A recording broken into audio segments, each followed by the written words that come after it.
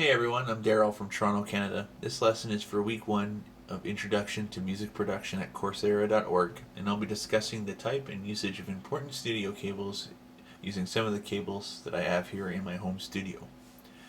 We'll start with the standard TS instrument cable, which stands for tip and sleeve.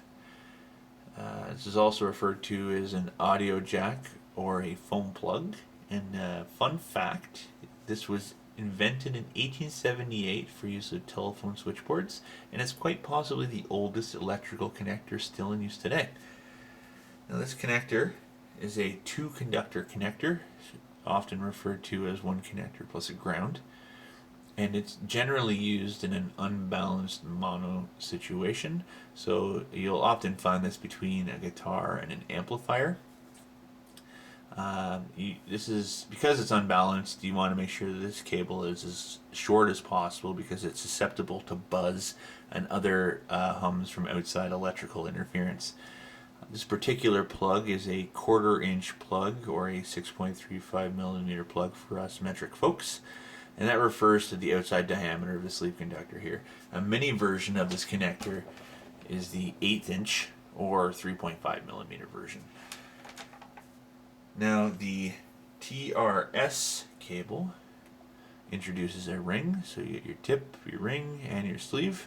This is a 3-conductor cable, so you have your top two here and your ground on the bottom, and they're generally used for balanced mono or stereo signals, so you'll find this at the end of headphones more often than anything else.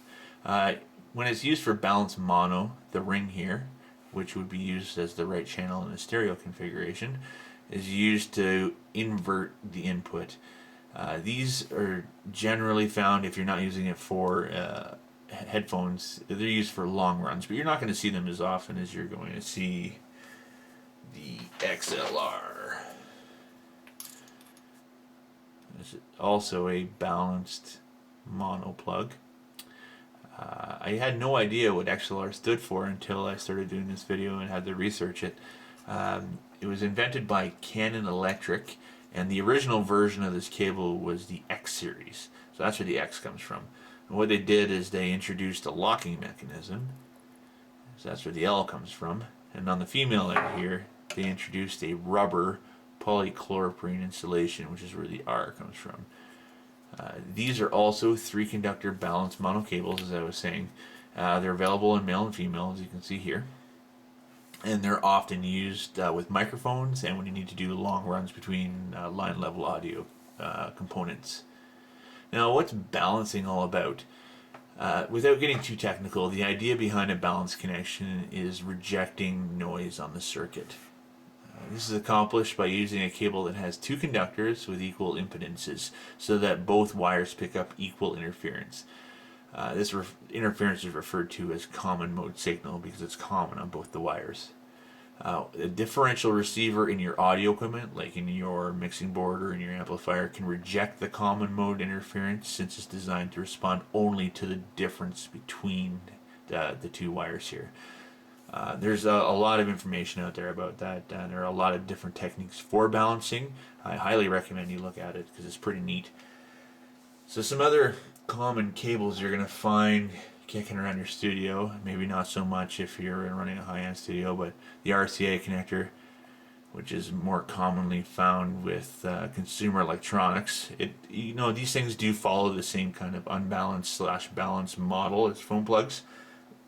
Most low to mid-range units use a single-ended coax RCA cable and socket, which is what these are. And that's just a wire with a grounded shield around it. Higher end units use a differential input, which is like a twisted pair cable. It's a good idea to understand what kind of a connection you have on your receiver or your amp, because if you have a high-end amp, you may have a differential input which has the ability to invert that signal and get rid of that line noise inside the receiver itself. And you want to get rid of that noise. So really, that's the key in all of this. Then you have PDIF or SPDIF, depending on who you are. This is not a PDIF cable. This is a video RCA cable, but it stands for Sony/Philips Digital Interface. It's a digital audio cable used in consumer audio equipment and it basically is for outputting audio over reasonably short distances. There are two types of cables that are generally used: coax and optical. This is a coax. It's an RCA, but 75 ohm.